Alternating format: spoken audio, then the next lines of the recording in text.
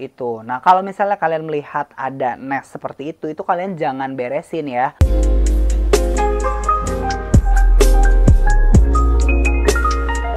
Hello everybody, welcome back to our channel. Terima kasih sudah klik video ini. Buat kamu yang baru ke channel kita, jangan lupa klik subscribe-nya dan nyalain lonceng notifikasinya supaya kamu nggak ketinggalan video-video menarik dari channel kita.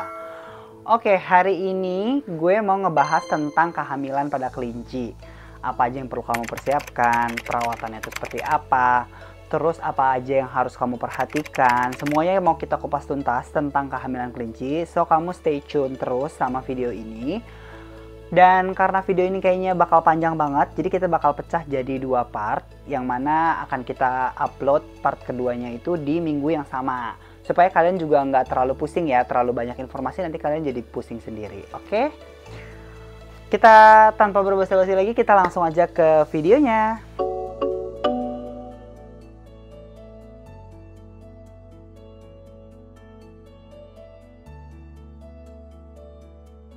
Sama seperti hewan-hewan lain dan manusia, kelinci juga berkembang biak, dan biasanya kehamilan kelinci itu berkisar sekitar 25-33 hari. Ya, berbagai macam resource memang beda-beda sih. Ada yang cuma 25 hari, ada yang bilang 28 hari.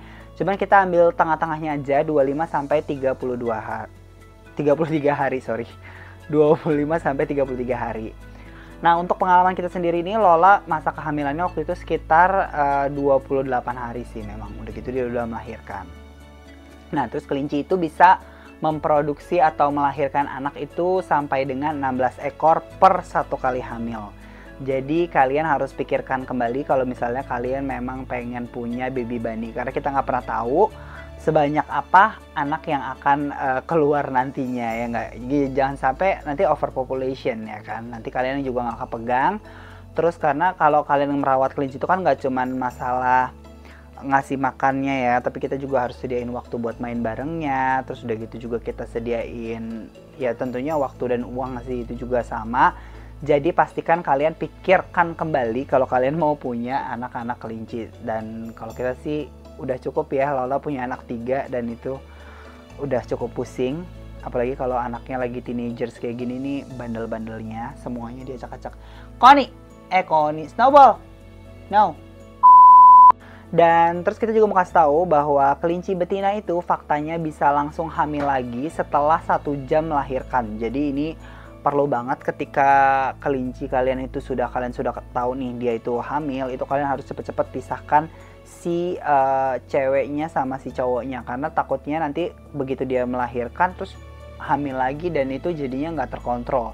Jadi kalian perlu banget perhatiin di sininya ya, dipisahkan dulu sampai mereka mungkin kalau kalian emang consider buat steril kelincinya ya, mungkin next stepnya kalau udah di steril boleh digabung lagi. Terus kita juga mau ngomongin soal survival rates dari baby bunny. Nah, ketika baby bunny itu lahir gitu ya kan, sekitar 56% dari kelincinya itu yang akan selamat dalam bulan pertama biasanya ya, rata-ratanya itu segitu. Dan sisanya itu meninggoy. Terus 20% yang bertahan setelah 1 tahun dilahirkan. Jadi setelah dia, maksudnya selesai dari stage yang 56% tadi, kalian juga jangan senang dulu, karena setelah itu kelinci kalian masih bisa mati juga nih dalam 1 tahun pertama. Jadi benar-benar perhatiin kondisi kelinci kalian ya. Terus ciri-cirinya kelinci hamil itu apa? Ciri-ciri kelinci hamil itu bisa dilihat dari meningkatnya berat badan si kelinci. Jadi misalnya biasanya cuma 2 kilo, tiba-tiba jadi 3 kilo, itu kalian boleh curiga kalau dia hamil. Tapi kayaknya nggak sebanyak itu sih biasanya. Terus kalian juga bisa lihat dari bentuk perutnya. Perutnya itu lebih bulat gitu ya, lebih bulat. Itu juga bisa kalian pegang tuh, berasa banget kalau perutnya itu memang berbeda dari yang sebelumnya ya kan. Nah, terus selain dari perut dan berat badannya, biasanya nafsu makannya juga ikut meningkat. Jadi makannya itu bisa banyak banget. Contohnya nih ya, Lola itu kan beratnya 3 kilo ya. Berarti dia tuh dapat sayur 10%, which is 300 gram kan dalam 1 hari. Cuman Lola itu emang tidak terbiasa untuk makan sayur yang banyak ya, fresh veggie yang banyak. Jadi dia memang makannya itu sedikit. Kalau biasanya ya normalnya itu dia makannya sedikit. Jadi kayak paling cuman 100 graman aja itu kayak udah cukup banget buat si Lola. Dan Lola tuh udah emoh sendiri, kayak dia nggak akan mau makan lagi gitu kalau kalian jejelin banyak-banyak. Nah, si Lola ini waktu dia hamil itu tiba-tiba makannya tuh bisa 2 kali lipat dari yang normalnya tadi tuh yang cuma 100 gram gitu. Jadi bisa sampai ke porsinya dia tuh 300 gram gitu. Jadi memang perubahan nafsu makan ini juga salah satu yang mengindikasikan bahwa kelinci kalian itu hamil ya. Dan kelinci kalian itu lebih mood swing ya. Jadi dia tuh kadang tuh marah, kadang mantatin kalian mungkin, atau mungkin kadang-kadang munggungin kalian gitu. Dan kelinci kalian tuh biasanya nggak mau dihandle ya, nggak mau digendong, nggak mau dielus-elus gitu ya kan. Karena Lola itu kan memang punya kebiasaan cuddling time.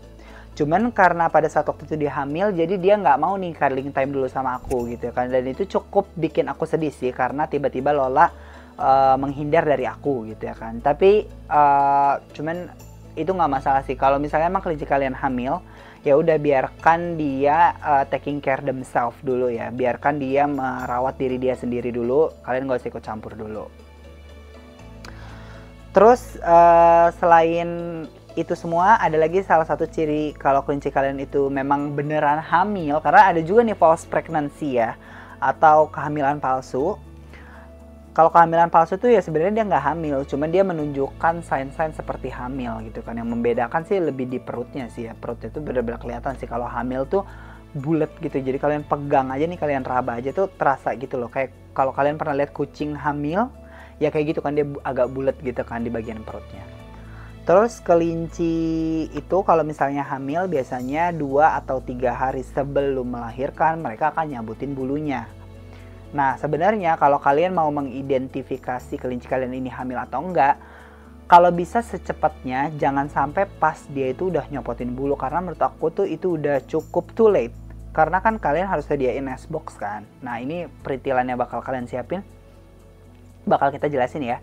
Jadi kalian tuh harus nyediain nest box kan untuk proses lahirannya dia. Cuman kalau misalnya kalian telat sadarnya, kalian keburu nggak nyiapin kan, yang ada kelinci kalian nanti nggak tahu mau ngelahirin di mana gitu. Nah, untuk environments dan ambience-nya kelinci itu kalau mau melahirkan itu biasanya tempatnya itu harus tenang, gelap. Biasanya mereka tuh lebih mencari tempat-tempat tersembunyi gitu. Jadi kalau misalnya kelinci kalian ini yang besar gitu kan, kayak Lola nih kan besar nih. Dia tuh kan kalau kita cari nest box yang buat ngelahirin itu tuh nggak ada ukurannya nih, ya kan. Jadi kalau aku kemarin kan karena Lola itu di kamarnya ada rabbit hole ya, jadi dia itu masuk ke dalam rabbit hole dan dia bikin nestnya dia itu dari bulu-bulunya dia sama hay di sekelilingnya itu di dalam si rabbit hole itu. Nah, kalau misalnya kalian melihat ada nest seperti itu kalian jangan beresin ya. Itu emang udah sign-nya dan emang berarti kalian tahu nih sebentar lagi dia mau melahirkan, karena itu memang biasanya menjelang melahirkan dia baru bikin. Waktu itu Lola sempet,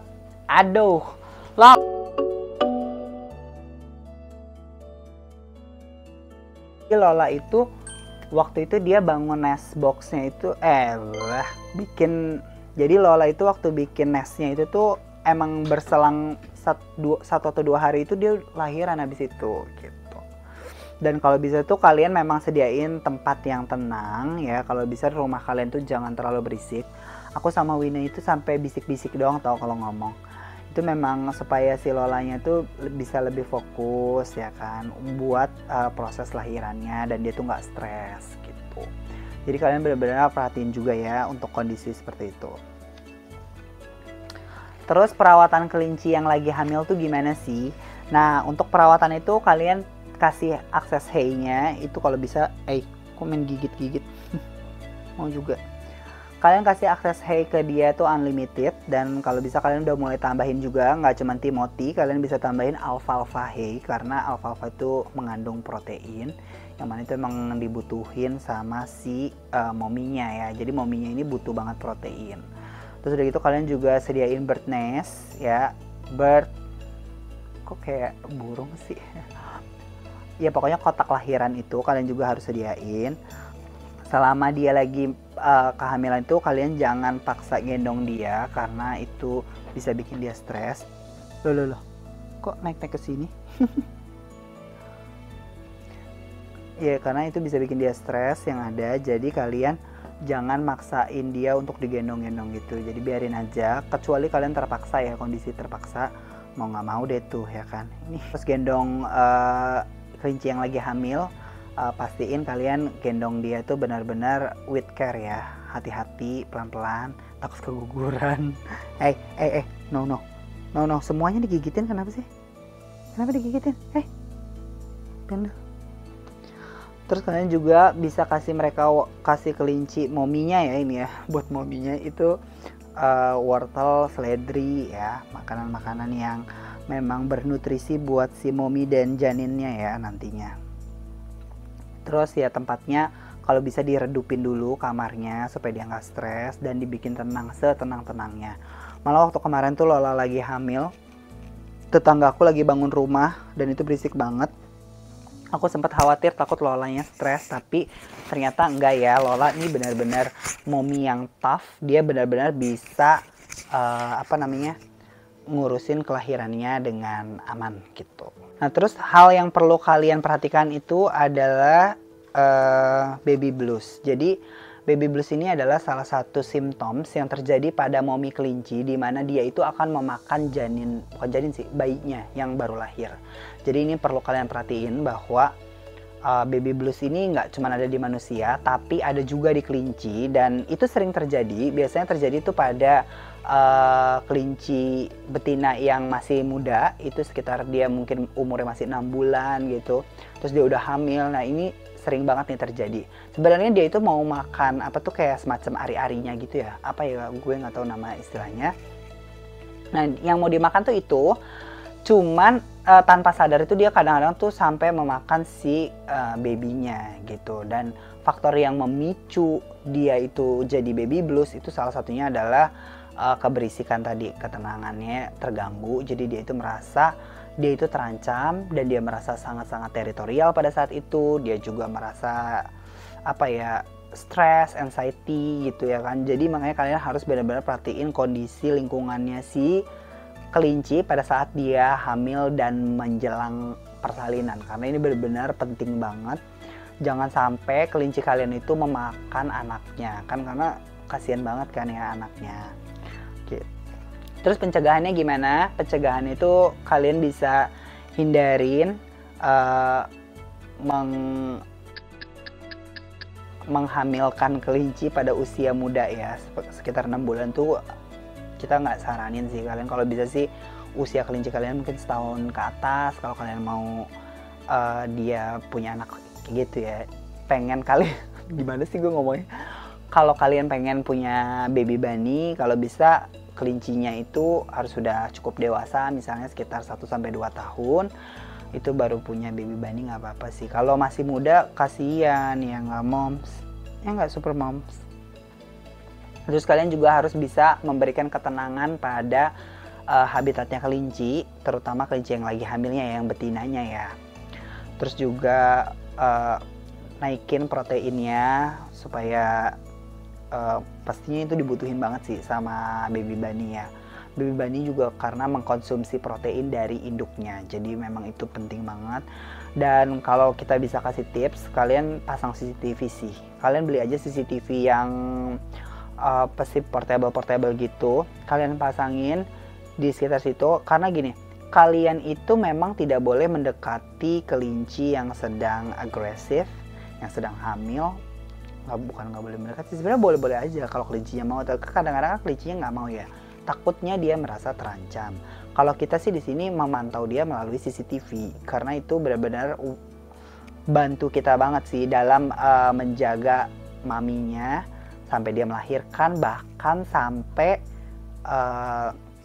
setelah melahirkan itu kita masih bisa mantau maminya. Kayak pas dia nursingnya itu, menyusuinya itu, ngasih asinya itu, kita juga bisa cek apakah kelinci anak-anaknya itu dikasih minum asi atau enggak gitu. Ya oke, segitu dulu video kehamilan kelinci part 1. Ini lebih ke arah pengenalan kelinci hamil itu seperti apa, dan persiapannya sih ya menuju ke kelahirannya. Di part kedua nanti kita akan bahas gimana cara merawat baby bunny, bayi kelinci, tips dan trik, Sama kita juga mungkin akan tambahin lagi pada saat ya pokoknya tentang kelahirannya lah ya.